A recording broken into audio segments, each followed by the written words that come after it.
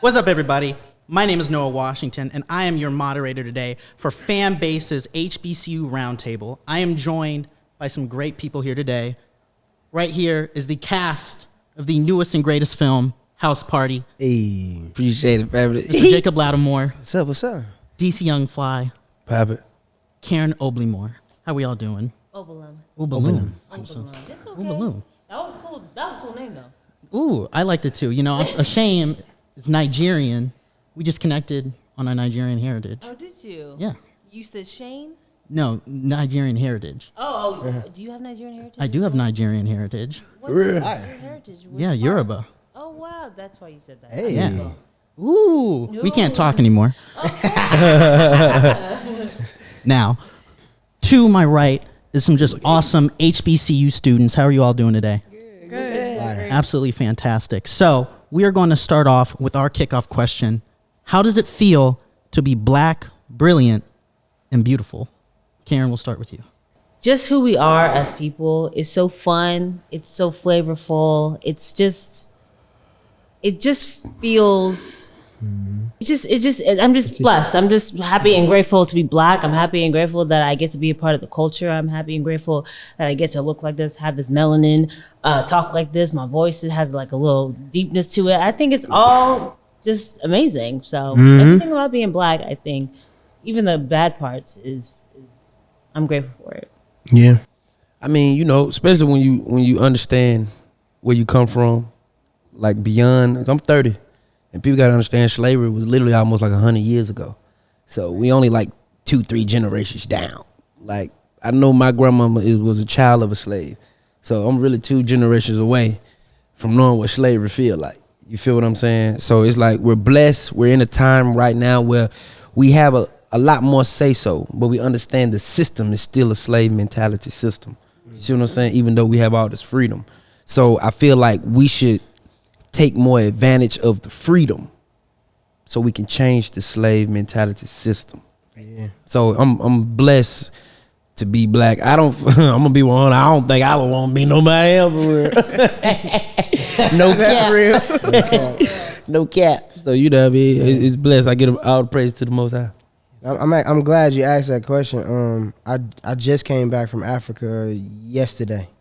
Out there for 8 days. My first time going to Ghana. First time in Africa, period, man. And I think I wanted to go before we started this press for House Party, before I started back working this year, because I definitely wanted to understand my culture even more. You know what I mean? I wanted to see my people being unapologetically black in their land, growing food, and just seeing like our people are, you know, they just like they're washing up in the river, and then like but it's not poor to them. It's a lot of peace. It's happiness, and I sense that a lot. But you know, a lot of our people are still hungry over there. But I went for Afrochella and went to Cape Coast. I seen the museum, the slavery museum, where you could still see the scratches on the wall. You could still it's a very emotional place. I can get emotional talking about it right now, but it was incredible. I'm happy I got a chance to experience that. So, and it definitely made me be more proud to just be me, you know what I mean, and not want to be anything else. So, yeah, it's a beautiful experience, you know what I mean. Our pain is we use it in ways in music, we use it in film, and we have we project a lot of joy through our pain, and it's beautiful, man. I'm happy.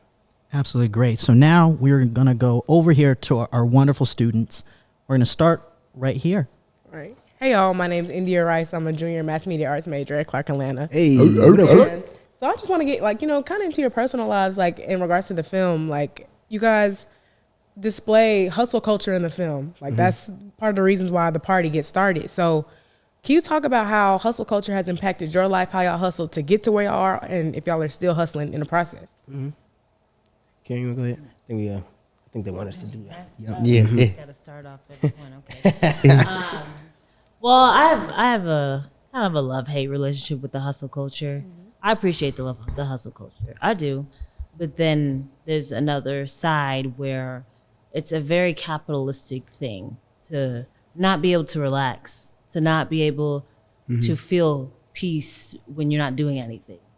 I think we as a people need to know that relaxing and finding your peace is a very noble thing, and it's a very difficult thing, and that's just as important as getting money or, you know, getting the house or getting the car, whatever it is. Because when you get those things, then people tend to work on their peace of mind.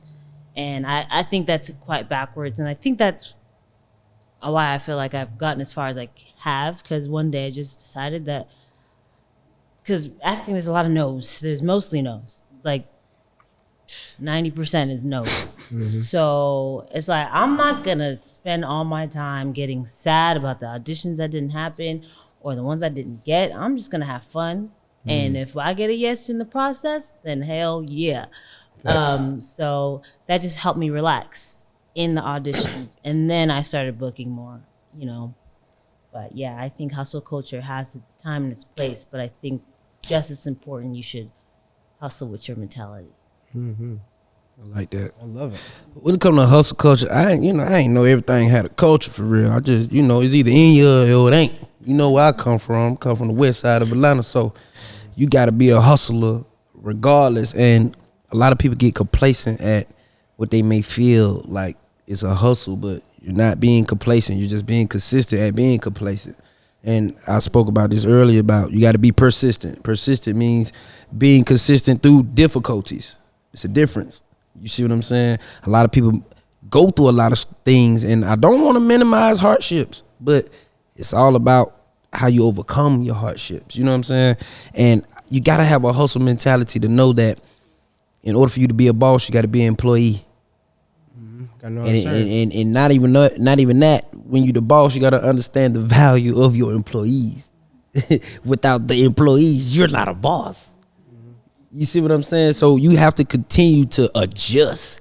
And when it goes to sleep, I was telling my friend, I say, you remember time when all you prayed for and wanted was work?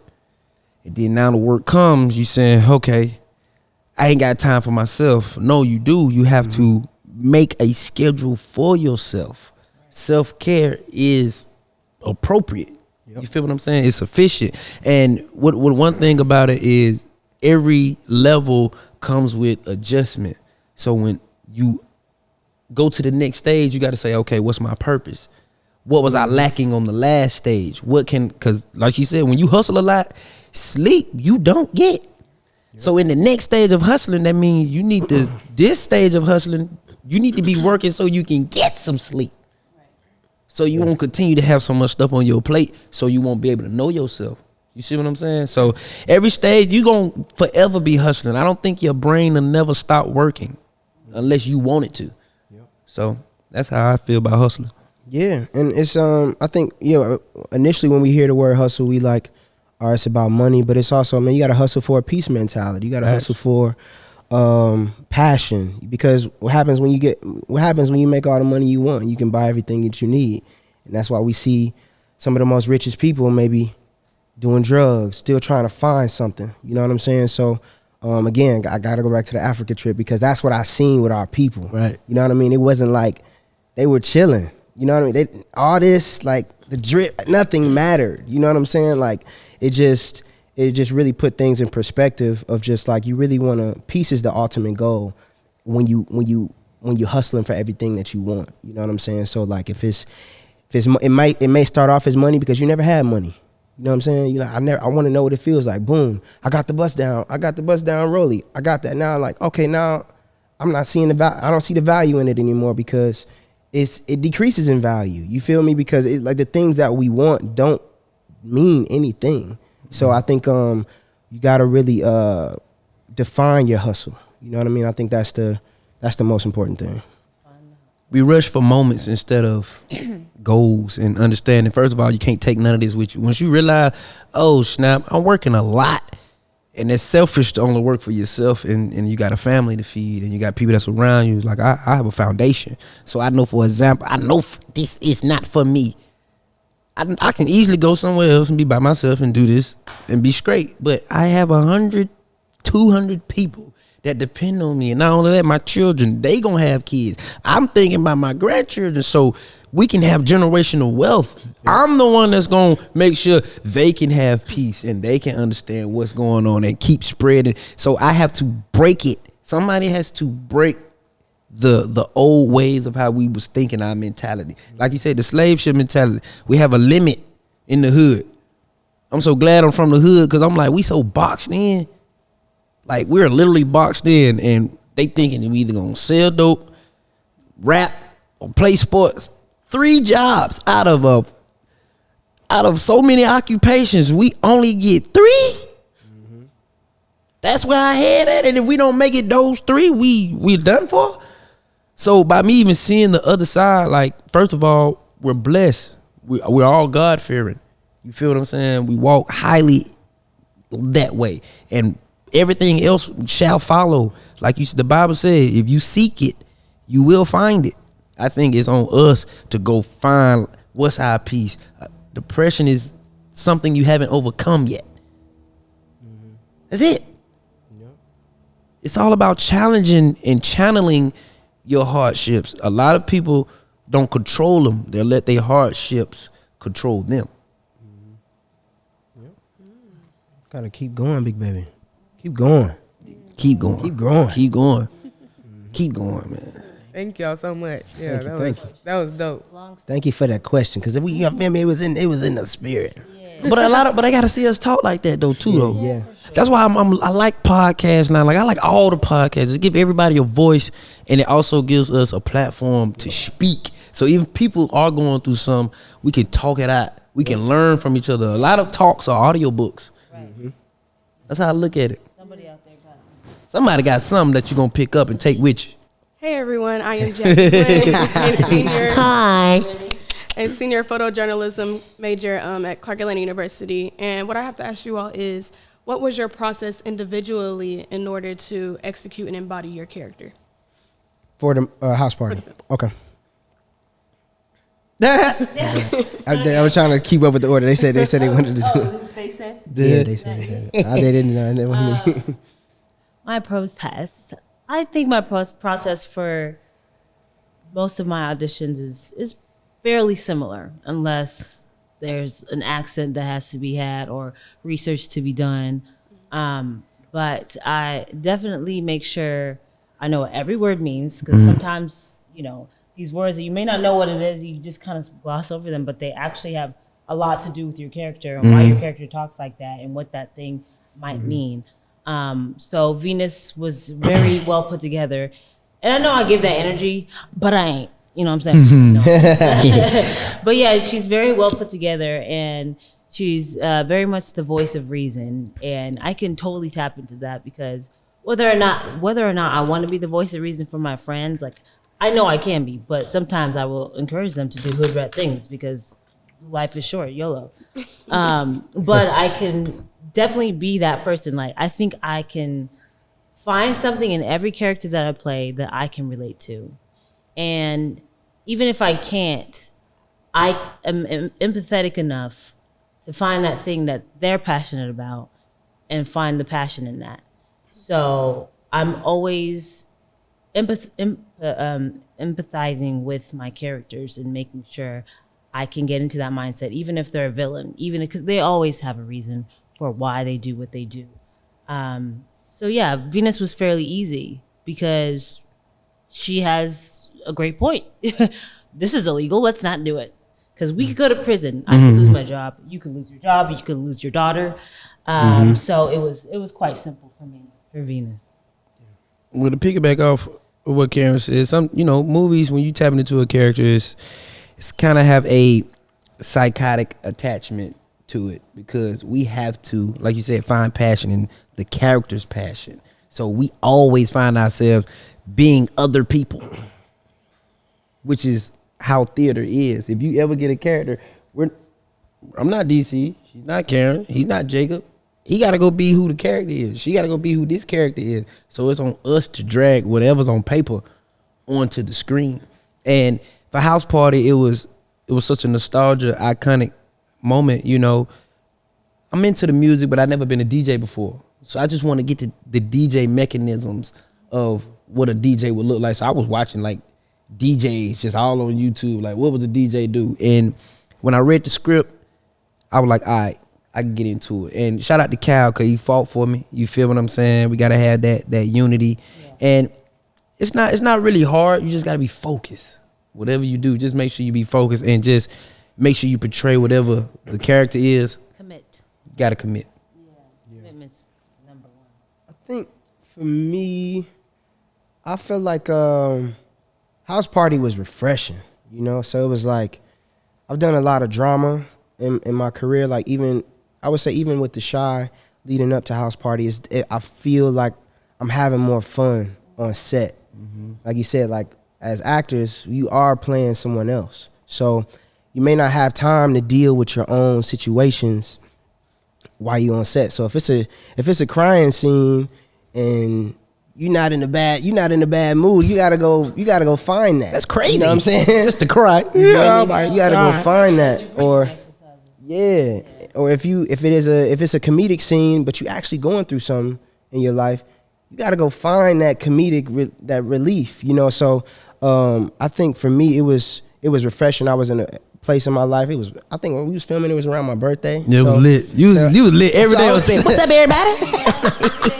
So, and literally we had, I think the first 2 weeks was night shoots. So finding that energy at night every day for 2 weeks straight. 5 o'clock in the morning. You know what I'm saying? To like work, we were 6 p.m. to 6 a.m., maybe 8 a.m. going overtime sometimes to just make sure this movie was all the way right.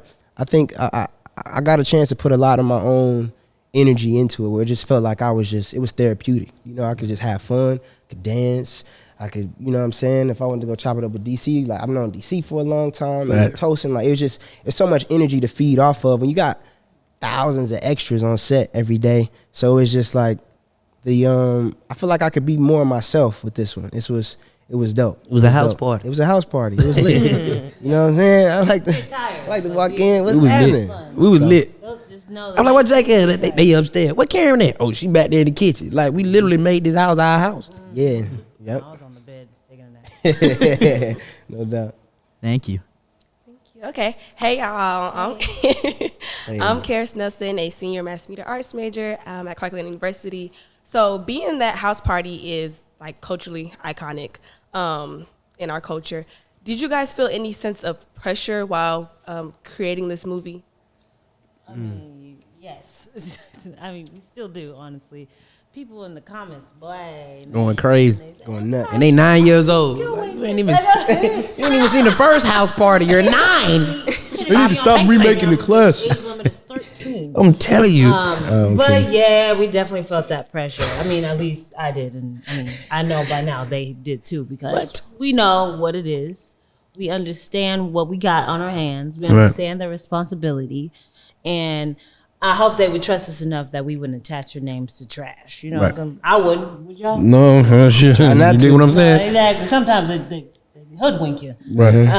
But I just took Calmatic, though, that he was so specific about everything he wanted. He knew he was going to have a lot of pushback about things because, you know, production is usually one type of person, and then, you know, we have us and the culture. And sometimes it's hard to relay the message, to relay why is back that ass up so important? Because as a people, that is our anthem. Right. Like, you don't get it. Right. He's like, but that was 20 years ago, sir. That's enough. But, you know, it's just those things that you kind of have to explain sometimes. And he did not tire. You know, Calmatic did not tire when it came to the culture. He knew what he had. He knew that he had to convince these people or tell them that this is how it's got to be, because this is how it's got to be. You might not understand, but I promise you, this is how it's got to be. Yep. And thankfully, they listened to him, and I'm grateful for the entire team because of that, because they listened, and now we have this amazing product. Off the chain product. Yeah, it's good. It's unique, man. It's so cool and dope. So I really hope people go out and see it and give it a chance, because I get it. It's your baby. It's our baby, too. We have no disrespect towards it. Only I'm honored to be a part of this. So facts. Yeah, this is dope. Yeah. I mean, it's a sequel though. Like, I mean, it's a sequel. I mean, who wouldn't want to be a part of something that's classic and iconic? And the only way we could bridge the gap from the older generation is the new generation. If we be taught, why would we go do our own, house party when we got the OGs that saying, hey, we're trying to throw our last house party, but we want to show y'all how to do it so y'all can continue to throw more house parties for the next generation. You feel me? And I think we as a people have a certain stigma of saying, don't mess with something. Oh, it's going to be messed up without you even seeing it. How you going to know the book is horrible if you don't read it? You judging it by the cover? Always. Yeah. You feel what I'm saying? Sometimes the preface will get you. Some people don't even know what that is because you still ain't opened up the book. You dig what I'm saying? So, it's a beautiful sequel. I ain't gonna cap. Month out check. Yeah. I mean, I initially, like, that first email was like, house party. Like, oh no. But then you see the writers, you see the producers, the OG is gonna be in it. Reggie Hutland, the original producer, is also behind it. It gives you a sense of comfort as an actor, because as an actor, you can't control the entire play. You know what I mean? You can't control what the producers or the writers are doing, but you can, as an actor, you can come in, perform your best. Right. You know what I mean? It doesn't mean that the movie's gonna be everything it needs to be. You could just, like, sometimes you have to let it go. Like, the script is good, the cast is good, director's dope, and you just like, all right, I'm gonna go have fun. And I think a lot of projects I'm like, oh wow, this gonna go crazy. But the moment I just relax and let go of numbers, let go of, this gonna be better than the last, or this ain't gonna be like the last time. It's more so just going in with that mentality of, like, we're gonna go in with energy, have fun. We're gonna connect in our own way. We're not trying to copy the 90s. Like, we can't do that. You know what I'm saying? Like, we not wearing high tops. It's not the vibe. Like, we need to connect on our level and our era and our our generation. So